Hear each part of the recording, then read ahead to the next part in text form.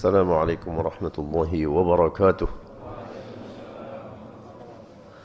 Alhamdulillah wassalatu wassalamu ala Rasulillah wa ala alihi wa sahbihi wa man walah, amma ba'du. Kaum muslimin yang dirahmati Allah Ta'ala, kita melanjutkan kajian tafsir Ibnu Katsir. Syukur alhamdulillah Allah memberikan kesempatan untuk hidup di dalam Ramadan. Baru hari kedua insyaallah kita di dalam Ramadan ini, ya sudah terasa nikmatnya saum, berpuasa itu apabila dilaksanakan dengan imanan wahtisaban. Dan semua kita mudah-mudahan seperti itulah. Jadi menjalankan perintah puasa ini hanya karena semata-mata taat kepada Allah Ta'ala. Maka Allah akan janjikan ghufira lahu ma taqaddama min dhanbih. Akan Allah ampunkan dosanya yang terdahulu. Di hari kiamat itu tidak ada yang lebih hebat bagi seorang hamba Allah melebihi maghfirah, keampunan. Ya, kalau orang sudah diampuni bagaimana? Ya, bebas dari dosa. Maka itulah kemenangan ketika dosa-dosa kita diampuni oleh Allah Subhanahu wa taala. Maka Ramadan kesempatan untuk meminta ampun, bertaubat. Jadi taubat dan istighfar ini satu paket, Pak, ya.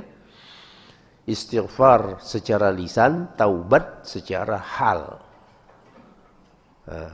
Jadi istighfar itu ya mengucap astagfirullah, tentu tidak qomat kamit saja, tentu direnungkan, kan begitu. Terbayanglah kita dosa-dosa masa lalu, dan bisa saja seorang sampai menangis, ya, karena keteledorannya, karena kelalaiannya, sehingga dia melakukan pelanggaran. Nah,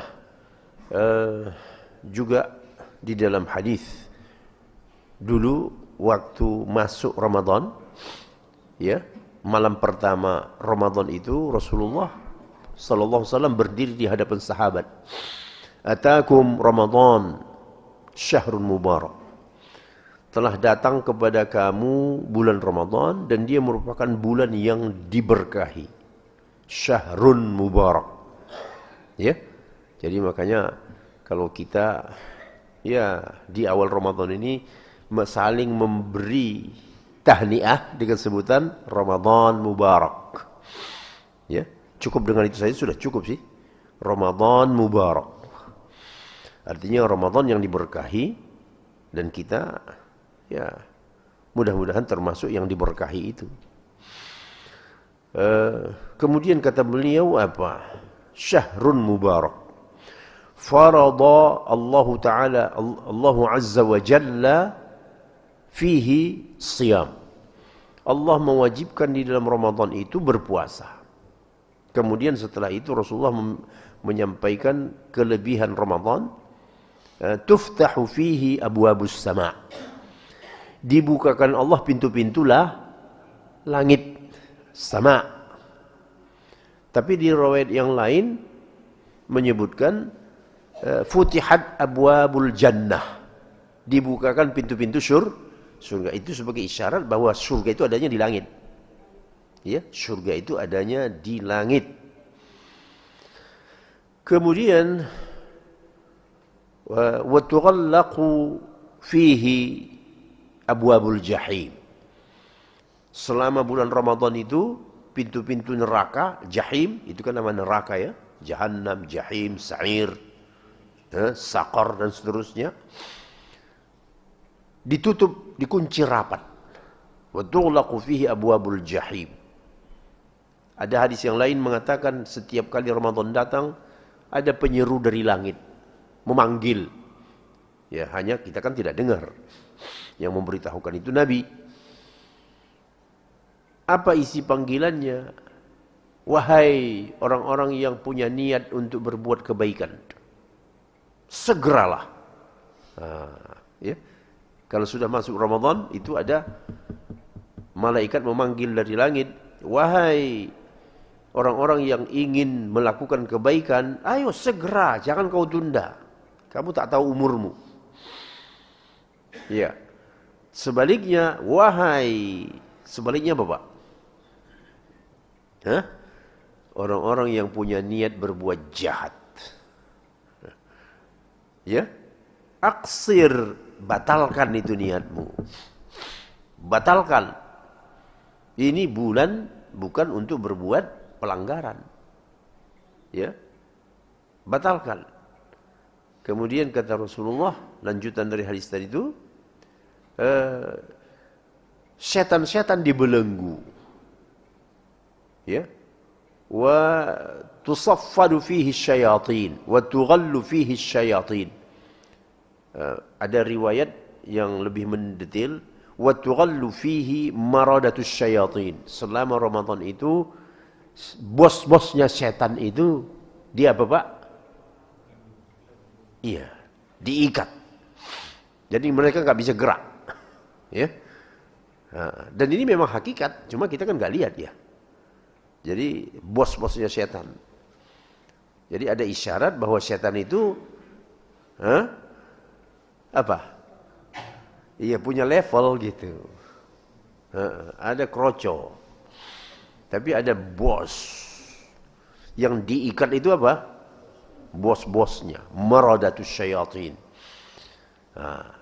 Yang bawahannya tidak diikat. Itulah yang menggoda kita. Ya. Di dalam Ramadan pun kan godaan itu ada aja kan, betul tak? Ada. Nah, karena yang diikat itu adalah bos-bosnya saja. Nah, tapi itu pun sudah pasti berpengaruh. Makanya kita sering melihat ya tayangan data bahwa selama bulan Ramadan itu tingkat kejahatan gimana? Menurun. Itu dipastikan itu. Ya. Jadi ya dikaitkan dengan hadis tadi, oh iya. Ya, tingkat kejahatan menurun selama bulan Ramadan ini karena ya bagaimanapun bosnya itu pasti punya pengaruh. Ya. Nah, lanjutannya hadis tadi itu, jadi boleh kita sebut hadis itu semacam apa ya?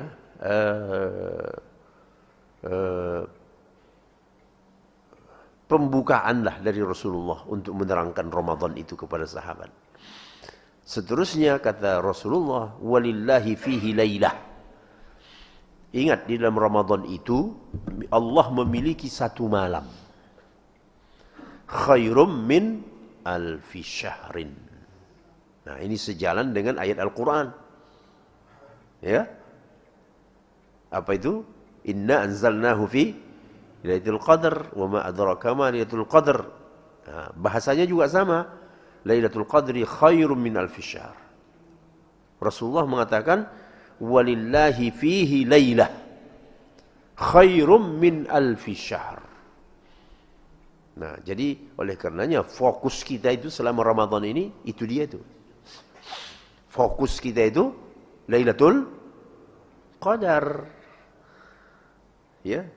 Jangan sampai ada kegiatan yang mengganggu pencapaian Lailatul Qadar itu. Apapun tidak boleh. Kalau sadar, nah itu saja. Kuncinya kan kesadaran. Tahu nilainya, nah baru berusaha untuk mendapatkannya. Dan Nabi kita SAW menunjukkan sedetail-detailnya. Kapan itu Lailatul Qadar? Kapan? 10 terakhir dari Ramadan. Taharrau Lailatul Qadri fil ashril awakhir. Nah, jadi kalau begitu apa, Pak? Jangan buat kegiatan 10 hari terakhir. Jangan mudik. Jangan ke mall. Ya, jangan ngapa-ngapain 10 hari terakhir itu. Kalau perlu ambil cuti. Ya. Cuti kenapa, Pak? Oh, cuti 10 hari terakhir. Ah, itu orang pinter tuh. Tapi kalau cuti lebaran, itu tidak orang pinter. Ngambil cuti Pak, apa? Oh, Lebaran. Nah, itu nggak pinter itu. Orang pinter itu cuti apa? Cuti Asyrul Awakhir. Itu yang berbobot. Karena di dalam 10 hari terakhir itu ada satu malam. Ya, Lailatul Qadar itu tidak ada sesudah Syawal, Pak. Dia adanya hanya dibatasi dalam 10 terakhir itu, dan semua kita sudah tahu bagaimana kehebatannya. Khairum min alfi syahr. Umur kita saja ada sampai 1000 bulan. Ada umur orang, jarang satu kali ya. Ya, 1000 bulan itu kira-kira setara 83 tahun 4 bulan. Ya, langka lah orang yang punya umur 83 tahun. Tapi Allah kasih, ya, satu malam itu kamu insya Allah akan mendapatkan bahkan lebih baik lagi Pak. Bukan setara 83 tahun. Lebih baik dari 1000 bulan. Bukan setara bahkan. Nah, kira-kira kalau Bapak sudah tahu itu, mau mengorbankan. Tetapi karena kurang ilmu, sehingga masyarakat kita justru 10 hari terakhir itu mereka itu ngantri di tol, bermacet-macet, ya, pulang kampung seolah-olah ya akan mendapatkan dunia dengan segala isinya. Orang nggak ngerti, ya, orang ngerti nggak mau mudik. Nanti kalau mau mudik kapan? 1 Syawal. Ya. Nah, malam 1 Syawal udah selesai. Karena maghrib itu sudah berakhir ya Ramadan. Nah, udah masuk malam situ, malam 1 Syawal. Boleh kalau kamu mau pulang aja. Mau kemana pun jadi, terbang. Ya. Nah, jadi inilah yang perlu, jangan berulang tiap tahun. Kamu kan tidak tahu kalau Lailatul Qadar itu pas waktu kamu di jalan itu. Orang semuanya di dalam masjid, orang ibadah, orang zikir, orang sholat, orang tilawah. Ya, jadi itu ada namanya skala prioritas dalam hidup ini. Orang tahu mana yang hebat, mana yang ya kurang hebat, mana yang biasa-biasa saja. Ya, silaturahim itu bagus, tapi tidak mesti mengorbankan sesuatu yang paling mahal. Iya. Dapat 1 kali Lailatul Qadar Pak, 83 tahun. Bagaimana orang kalau dapat 10 kali dalam hidupnya? 830 tahun lebih dia mengantongi, Masya Allah. Sudah setara dengan umur umat Nabi Nuh dulu. Umat Nabi Nuh kan 900 umurnya. Umur kita ini tidak jauh-jauh dari umat Nabi kita. Jadi Allah ganti percepatannya itu dengan begitu. Dikasih Lailatul Qadar. Umat dulu mana ada Lailatul Qadarnya? Ya, itu hanya keistimewaan kita karena kasih sayang Allah kepada umat ini. Umat ini ya umurnya ya begitu 60-an. Nah, bagaimana supaya ada bisa mengimbangi? Nah, dikasih Allah tiap tahun 1 malam ganjarannya 83 tahun. Dapat 10 kali. Masya Allah. Bagaimana kalau orang dari mulai balik sudah dapat, Pak? Ya, dari mulai balik sudah dapat Lailatul Qadar. Ini dia ini.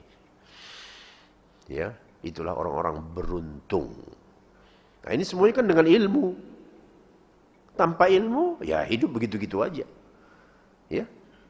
Baik, itulah kira-kira pencerahannya. Ujung dari hadis tadi itu apa? Lillahi fihi lailatun khairum min alfi syahr. Allah memiliki dalam bulan itu 1 malam yang lebih baik dari 1000 bulan. Nah, ujungnya itu yang membuat kita gemetaran tuh. Ujung hadis itu apa? Man hurima khairaha hurimal khaira kulluh. Siapa yang diharamkan dari mendapatkan Lailatul Qadar itu berarti diharamkan semua kebaikan untuk dia. Bisa paham maksudnya itu? Artinya siapa yang diharamkan dari Lailatul Qadar, tidak ada perhatiannya gitu. Tidak ada perhatian untuk mendapat Lailatul Qadar itu. Berarti diharamkan dong. Masa kamu gak dapat? Semua orang dapat. Dan semua itu dalam jangkauan kamu. Gak ada susah-susah banget gitu, gak ada. Ya. Kamu diam di dalam masjid, zikir, ibadah apapun namanya, 10 malam, masa gak bisa? Hah. Siapa yang diharamkan dari mendapatkan Dzul Qadar itu, berarti memang sudah diharamkan dari dia itu kebaikan. Wah, na'udzubillah. Jangan sampai. Ya. Nah, ini kira-kira ya hadis ini ada di dalam Musnad Ahmad, diriwayatkan juga oleh Abu Dawud, diriwayatkan juga oleh Imam Nasa'i, dan Albani mengatakan hadis itu sahih. Iya. Jadi kalau dari awal begini kita tahu ilmunya, sudah enak kan, Pak? Iya, jangan sampai tahu ilmunya di ujung Ramadan. Tahu ilmu ujung Ramadan, wah, sudah lewat. Baik, Pak Edi sampai mana kemarin? Hah? Oh, sudah ayat 8 Al-Baqarah. Oh, Masya Allah. Iya. Hah?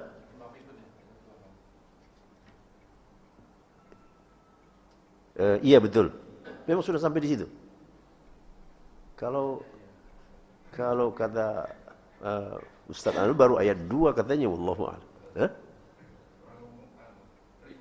Oh iya, tidak mengapa, kita ulang sedikit sambil lalu aja, ya. Jadi uniknya ini awal Baqarah ini memberikan keterangan jelas tentang 3 golongan. Manusia ini tidak keluar dari 3 golongan ini. Anda, saya, siapapun itu tidak akan keluar dari yang 3 ini. Golongan pertama mukminun dengan ciri-cirinya. Yang kedua kafirun dengan ciri-cirinya. Ada yang ketiga yang gak enak.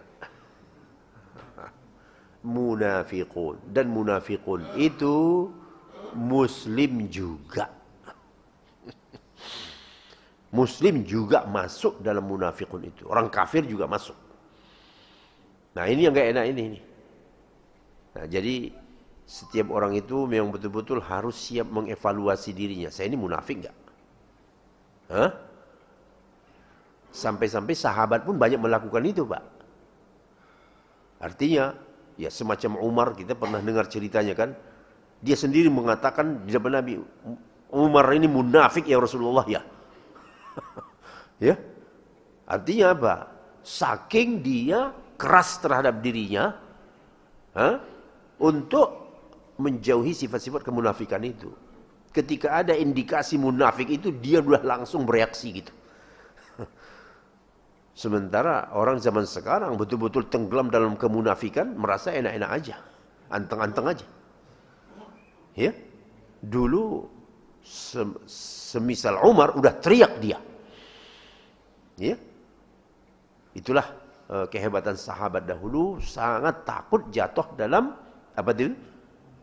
Kemunafikan. Bahasa Arabnya nifak. Nifak. Orangnya munafik. Sifatnya, perbuatannya nifak. Ya. Di depan orang bagus, di belakang orang keburukan apa saja dia lakukan. Pura-pura. Ya Pak ya. Pura-pura. Pura-pura soleh. Pura-pura beriman. Ya. Nah, itulah namanya munafik itu, kepura-puraan. Orang muslim tidak boleh pura-pura. Identitas dari luar udah kelihatan. Identitasnya dari luar udah kelihatan. Tidak ada yang pura-pura. Apa harus pura-pura? Kenapa?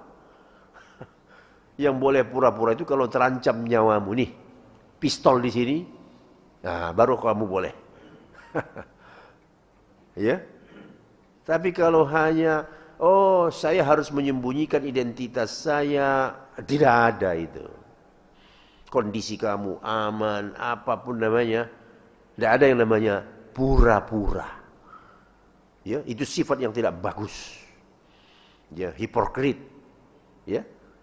Nah, jadi ayat-ayat pertama, kita ulang sedikit, mulai dari ayat 3, ya.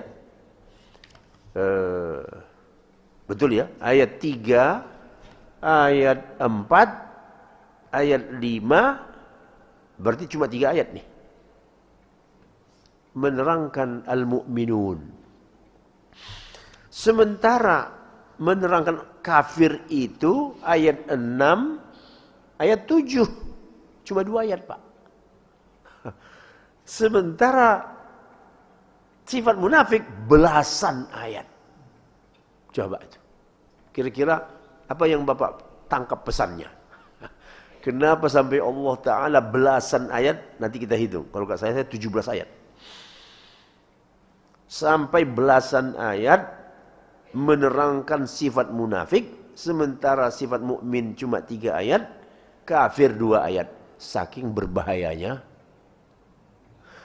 Saking berbahayanya itu munafik. Saking berbahayanya. Ya. Dan Allah paling benci kepada munafik itu. Dan nanti di hari akhirat, di mana tempat munafik? Di lantai dasar, Pak. Ya Allah, ya Rabbi, la ilaha illallah. Kalau dibaca ayat yang menerangkan lantai dasar itu, ya.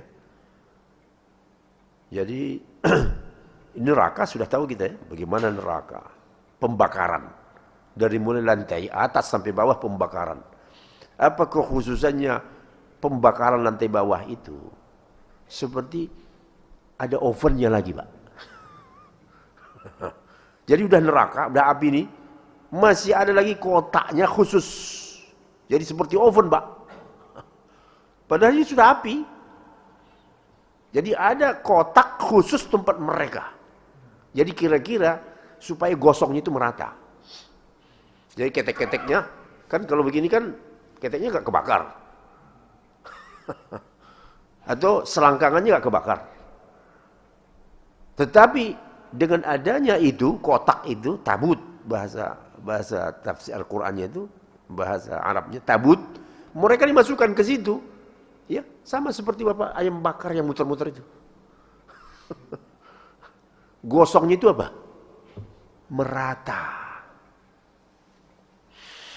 Mendengarnya saja kita seram. Itulah tempat siapa? Munafik. Jadi lebih parah daripada, ya kalau dibanding-banding ya, tapi sama aja, tidak sama-sama dalam neraka. Nah, karena memang mereka ini bermuka dua, Pak. Ya. Yang paling sulit dihadapi kan munafik. Kalau kafir kan sudah jelas identitasnya, betul tidak? Ini munafik ini bermuka dua. Kesini dia, ya ngaku, saya bagian dari kamu, kita kan sama-sama. Kesana juga begitu dia. Ya. Jadi, ya istilah seharusnya memasang 2 kaki. Jadi munafik itu berdiri di 2 kaki. Kalau ketemu sama orang mukmin, kita sama-sama muslim loh. Ketemu orang kafir, kita satu visi. Kita satu visi kita. Itu mereka itu radikal tuh kata dia. Ya, itu orang-orang muslim itu radikal. Kita satu visi. Jadi makanya dahsyat sekali hukuman orang munafik itu di neraka. Itulah tadi kita sebut ya sampai belasan ayat. Jadi ini tujuannya adalah untuk memperjelas yang pertama, yang kedua menerangkan tingkat bahayanya. Munafik itu jauh lebih berbahaya dari orang kafir karena memang tidak jelas identitasnya. Ya, sengaja dia membuat abu-abu gitu identitasnya. Orang bisa saja memahami begini, orang bisa memahami begitu. Karena dia ingin berdiri itu dia di semua dengan berbagai kaki dia. Kesini lain ngomongannya, di sana lain ngomongannya. Ya. Semua orang mengira dia itu bagian daripada mereka. Padahal sama sekali tidak. Ya, juga orang mengatakan lain di mulut, lain di hati. Ya betul, itu semua sifat-sifat munafik ya. Adapun yang pertama, kita sudah baca mudah-mudahan. Alladzina yu'minuna bil ghaibi yuqimuna as-salata wa mimma razaqnahum yunfiqun. yaitu orang-orang yang beriman kepada yang gaib. Ya, yang gaib itu apa? Ya, yang tidak terlihat oleh indera kita. Ya, surga, neraka. Anda percaya? Ya percaya. Itu keimanan. Ya. Kan kamu tidak lihat. Ya memang tidak lihat. Kalau saya lihat, juga ada apa-apanya berarti. Ya. Kalau yang terjangkau oleh indera kita, nggak ada apa-apa. Tetapi yang hebat itu meyakini sesuatu yang tidak bisa kita jangkau. Informasinya dari mana? Dari wahyu. Wahyu itu datang dari Allah Ta'ala. Iya. Alladzina yu'minuna bil ghaib. Ya. Itu ya artinya di dalam kajian-kajian yang lain juga akan muncul apa saja yang ghaib itu, ya. Surga, neraka, malaikat, ya, dan seterusnya. Wa yuqimuna shalah, mereka menegakkan salat. Ya, ini sifat yang kedua. Wa mimma razaqnahum yunfiqun, dan meninfakkan sebahagian dari rezeki yang kami berikan kepada mereka. Masya Allah. Inilah dia sifat al-mu'minun. Iya. Kemarin kita juga mungkin sudah sebut wa yuqimuna shalah itu Ibnu Abbas mengatakan apa? Menyempurnakan ruku, sujud, tilawahnya sempurna, khusyuknya, kemudian betul-betul menghadap, ya, dalam salat itu. Kemudian ada imam yang lain mengatakan maksud iqamatus shalah itu memelihara waktunya, wudunya, rukunya, sujudnya. Jadi menegakkan. Bukan sekedar melaksanakan, ya, tetapi menegakkan. Menegakkan salat itu di dalam dirinya. Adapun wa mimma razaqnahum yunfiqun, kata Ibnu Abbas itu membayar zakat. Membayar zakat. Itu standar, Pak. Ya, kita punya harta, keluarkan zakatnya. Itu sudah termasuk disebut wa mimma razaqnahum yunfiqun. Lebih dari zakat itu pilihan. Dan ada dorongan, semakin banyak kamu berikan, makin banyak apanya? Kembalinya. Masya Allah, ya. Ya, ini keyakinan kita, ya, keyakinan kita. Semakin banyak kita memberi, makin banyak Allah kasih. Dan itu berlaku untuk semua, Pak. Mau mukmin mau kafir, itu berlaku. Cuma bedanya apa? Balasan untuk kita itu tidak hanya dunia, tetapi yang paling hebat itu akhirat. Walaupun tidak dibalas di dunia, tak mengapa. Ya. Adapun orang kafir yang suka ngasih-ngasih, itu dikasih Allah di dunia. Makanya bisnis mereka lancar. Ya, bisnis orang kafir itu lancar. Kenapa? Apa? CSR-nya dia bayar. Ya. Jadi Allah kasih. Itu perusahaan-perusahaan besar di luar negeri itu, CSR-nya itu, wah, dan itu disiplin mereka membayar itu. Makanya Allah ganti dengan apa? Ya, keuntungan. Jadi ada cerita kecil saja di Bintaro itu. Ada masjid di situ membangun gitu, ya. Dan kadang-kadang kan biasa cash flow-nya naik turun, ya. Jadi ada langganannya, ya, mata sipit gitu, toko bangunan. Ini kita mau mesan tapi bayarnya jangan sekarang, ya. Enggak apa-apa, Pak. Bapak perlu berapa? Saya kirim. Ya, saya kirim. Berapa? Betul dikirimnya. Padahal belum bayar nih. Suatu ketika ditanya, kenapa? Kenapa Anda? Kami kan belum bayar. Kenapa berani-berani ngirim? Baru dia cerita, setiap saya ngasih untuk masjid itu, utang-utang orang dulu dibayar.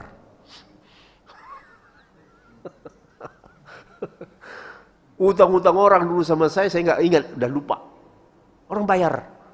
Setiap saya ngasih, kalau perlu Jumatan saya kasih, itu barokah-barokah. Dia kasih, Pak. Berapa bungkus? Coba. Janji Allah tidak pernah meleset. Betul enggak? Cuma kitanya yang susah. Kita yang hitung-hitungan. Iya. Jadi tidak sedikit orang seperti ini loh.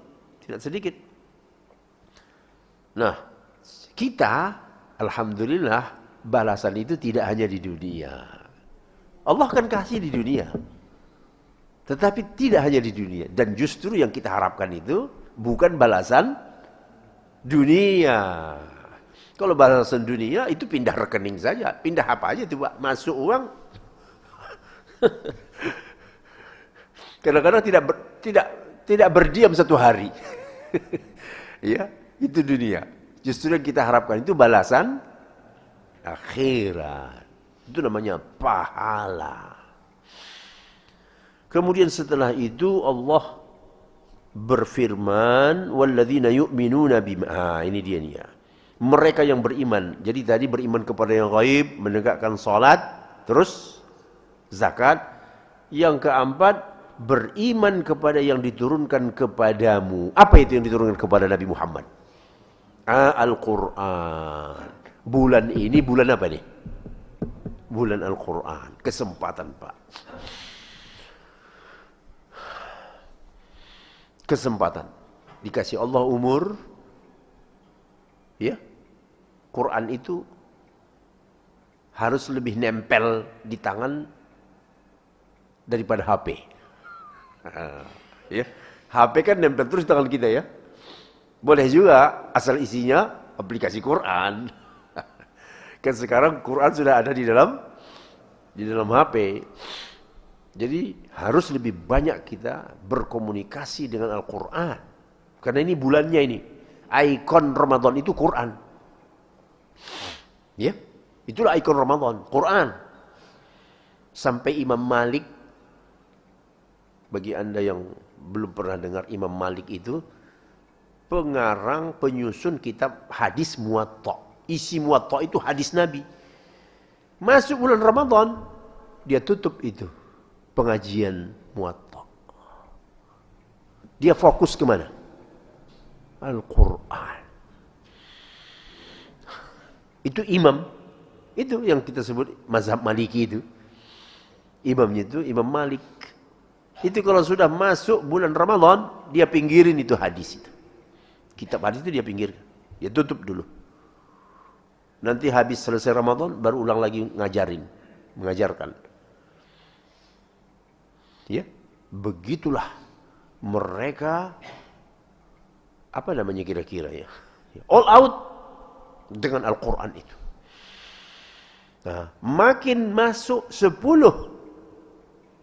terakhir, oh udah mah, udah. Kalau 10 terakhir itu. Jadi itu barangkali yang membuat Imam Syafi'i ya berkali-kali khatam satu hari itu Pak. Satu hari ya di zaman kita ini, kalau santri saya di pesantren itu kalau mau ujian habis subuh mulai ya jam 4 baru selesai satu kali khatam. Ya. Itu sudah cepat itu. Habis subuh seperti ini mulai, nanti azan zuhur istirahat sebentar, nanti khatam-khatamnya itu setelah asar. Ya, bahkan ada yang molor-molor sampai maghrib.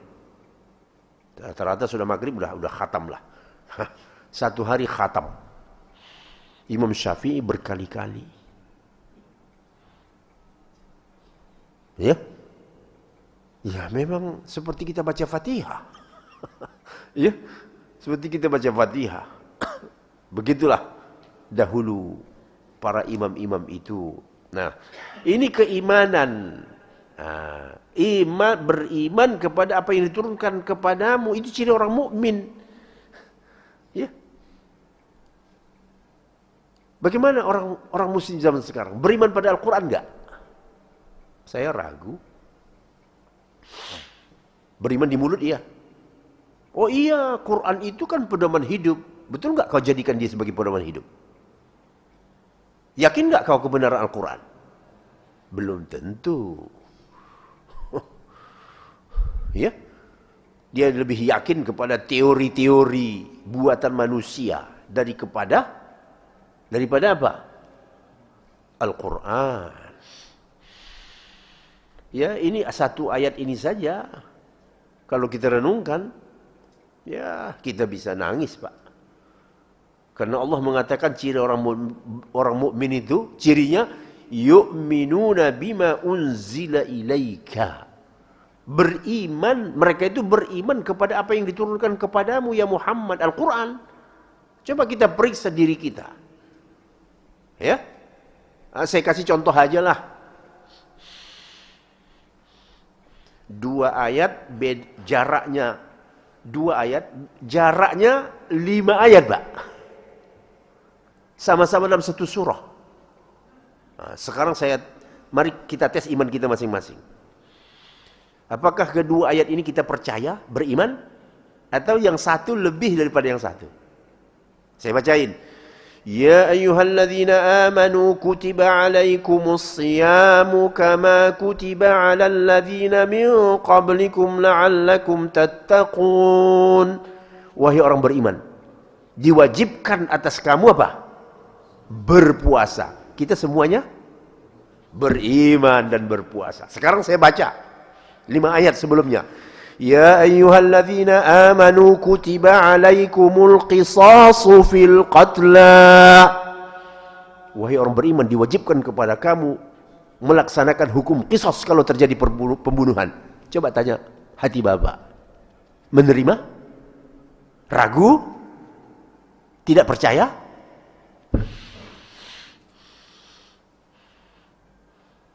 Itu jawabannya di dalam hati, tidak perlu Bapak jawab. Kalau hati Bapak, waduh saya masih ragu ini. Itulah nasib kebanyakan kaum muslimin, belum sampai ke tingkat beriman. Atau mengimani sebagian. Padahal dua-duanya berasal dari siapa? Sama-sama dari Allah. Kenapa sebagian kau percaya, sebagian kau masih ragu? Wah, saya belum bisa nerima ini. Masya Allah. Saya belum bisa menerima ini. Itu hukum bukan buatan manusia, itu datang dari Allah. Ya, apalagi kalau ini dihadapkan pada ahli-ahli hukum. Oh, sama sekali mereka tidak percaya, Pak. Itu melanggar HAM itu kata dia. Ya, dia lebih percaya kepada HAM daripada hukum Allah. Bagaimana nasib mereka ini nanti? Nah, itu tadi yang kita sebut di awal-awal itu. Yang 17 ayat itu. Percaya kepada sebahagian, menolak sebahagian. Jadi orang mukmin itu total. Ya. Artinya apa? Keimanannya itu total. A kata Allah, A kata dia. Dia tidak mengatakan, oh ini perlu diskusi dulu nih. Nggak ada. Kalau B kata Allah, B kata dia. Ya orang yang mengatakannya Allah Ta'ala. Nah, itulah dia tadi. وَالَّذِينَ يُؤْمِنُونَ بِمَا أُنْزِلَ إِلَيْكَ. Yaitu orang-orang yang beriman kepada apa yang diturunkan kepadamu. Itulah Al-Quran. وَمَا أُنْزِلَ مِنْ قَبْلِكَ. Dan apa yang diturunkan kepada min qablika, sebelummu. Jadi keimanan kepada kitab-kitab terdahulu, ya. Cuma keimanan kita itu kepada kitab terdahulu itu mengimani bahwa kitab itu ada. Dan itu juga berasal dari Allah Ta'ala. Hanya saja masa berlakunya sudah habis. Sudah kadaluarsa. Maka dengan turunnya Al-Quran itu menghapus seluruh isi kitab yang lalu.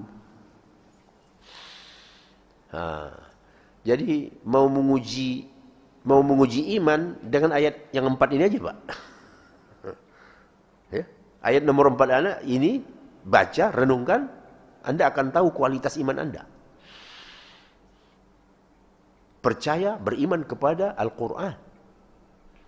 Ya, hati menjawab. Orang mukmin jawabannya semua yang datang dari Allah saya imani. Semua yang datang dari Allah pasti benar. Dan tidak ada yang bisa saya ragukan. Ya, berbicara tentang riba. Alladzina ya'kuluna ar-riba la yaqumuna illa kama yaqumu alladhi yatakhabbathu asy-syaitanu minal mas. Dzalika bi annahum qalu ahallallahu al-bai'a wa harrama ar-riba. Dzalika bi annahum qalu innamal bai'u mithlu ar-riba wa ahallallahu al-bai'a wa harrama ar-riba.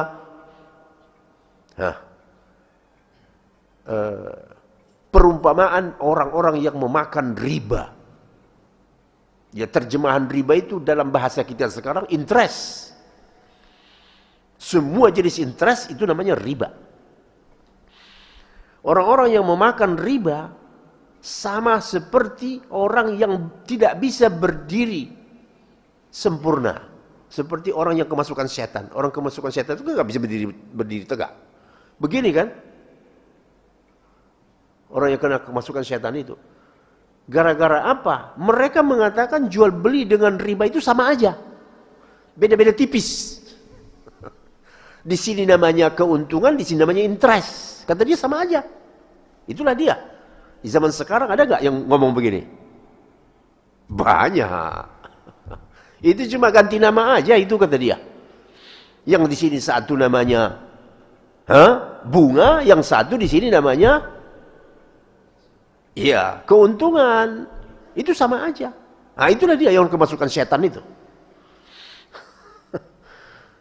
Padahal kata Allah, Allah menghalalkan jual beli, mengharamkan riba. Ini hukum Al-Quran tidak? Kalau Anda ingin mengetahui kadar iman Anda, baca itu, tanya diri. Membenarkan ayat Allah itu, atau ada di dalam hati, wah saya belum siap nih. Ya, saya belum bisa terima ini. Jadi inilah dia, walladzina yu'minuna bima unzila ilaika. Ayo supaya mantap kita baca sama-sama. Walaupun mungkin kita sudah pada hafal ya. Sama-sama. Walladzina yu'minuna bima unzila ilaika wa ma unzila min qablika wa bil akhirati hum yuqinun. Orang beriman itu adalah orang yang beriman kepada apa yang diturunkan kepadamu di dalam Al-Quran. Kamu percaya isi Al-Quran itu tanpa catatan.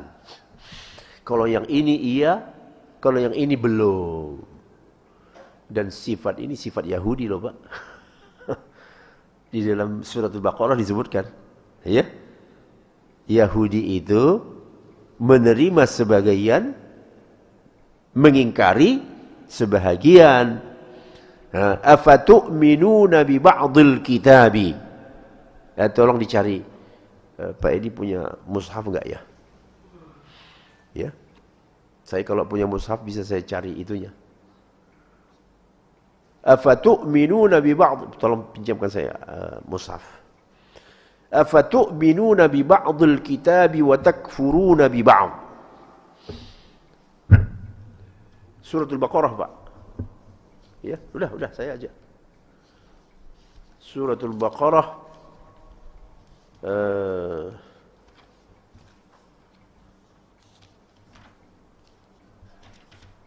insyaallah udah dekat nih.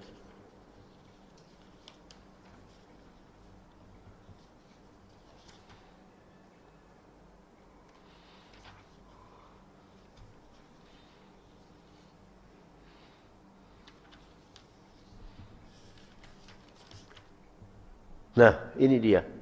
Lihat 85. 85. Tapi dia di tengah-tengah ya. Ayat 85. Dia di tengah ayatnya. Afatu'minuna bi ba'dil kitabi. Kenapa kamu beriman kepada sebahagian isi Alkitab? Wa takfuruna bi ba'd. Dan mengingkari sebahagian yang lain. Artinya pilih-pilih. Kalau ini iya, kalau ini ya masih perlu didiskusikan nih. Ya. Lalu kata Allah setelah itu ada apa? Fama jazaa'u man yaf'alu dzalika minkum illa khizyun fil hayatid dunya. Tidak ada balasan untuk orang yang berbuat seperti itu tadi yang pilih-pilih itu, melainkan kehinaan dalam kehidupan dunia, dan pada hari kiamat mereka dikembalikan ke azab yang paling keras, siksaan paling keras, dan Allah tidak pernah lalai dari apa yang kamu kerjakan. Nah, ya. Nanti kalau mau dibaca ulang itu ayat 85, itu untuk mengingatkan kita kepada ayat 4 ini. Ya, bahwa seorang mukmin harus percaya sepenuhnya kepada Al-Qur'an. Apapun beritanya, apapun hukumnya, apapun aturannya di dalam Al-Qur'an, kita menerimanya tanpa apa? Tanpa catatan. Wabil akhirati hum yuqinun, dan terhadap akhirat mereka yakin. Nah, bahwa akhirat itu tempat kembali, tempat perhitungan. Bagaimana kita membayangkan hari perhitungan, Pak? Ya, di dalam surah yang lain, ya, surah Al-Mutaffifin itu disebutkan, ya, yauma yaqumun nasu lirabbil alamin, ketika manusia berdiri di hadapan Allah Rabbul Alamin. Berdiri, Pak. Itulah di hari perhitungan. Berapa lama orang berdiri? Ahli tafsir mengatakan 300 tahun. Untuk memeriksa amal. Jam per jam, menit per menit. 300 tahun tiap orang. Padahal umur yang dilaluinya ya 65. Ada satu orang 70-an. Sementara waktu untuk mengaudit dia 300 tahun. Betul kata Nabi ya, kalau kamu tahu apa yang aku tahu, kamu gak bisa ketawa. Kamu hanya bisa menangis. Ini semua orang, semua kita. Mau beriman, mau rajin ibadah, mau apa, semua mengalami itu 300 tahun. Bisa kira-kira ketawa apa, Pak? Gak bisa ketawa. Jadi orang yang tahu, memikirkan masa depan, tidak akan bisa ketawa. Dan betul itu kata Nabi. Kalau kamu tahu apa yang aku tahu, kamu tidak bisa ketawa, kamu hanya bisa menangis. Tetapi karena kita tidak tahu apa yang Nabi tahu, kita ketawa-ketawa. Jadi inilah yang terakhir ayat 4. Ya Pak Edi ya, mudah-mudahan tidak lupa. Renungan khususnya di dalam Ramadan. Di dalam Ramadan ini renungan itu beda, Pak. Menembus hati itu dalam Ramadan. Ya, karena hati kita lagi dibersihkan nih. Hari kedua ini pembersihan hati.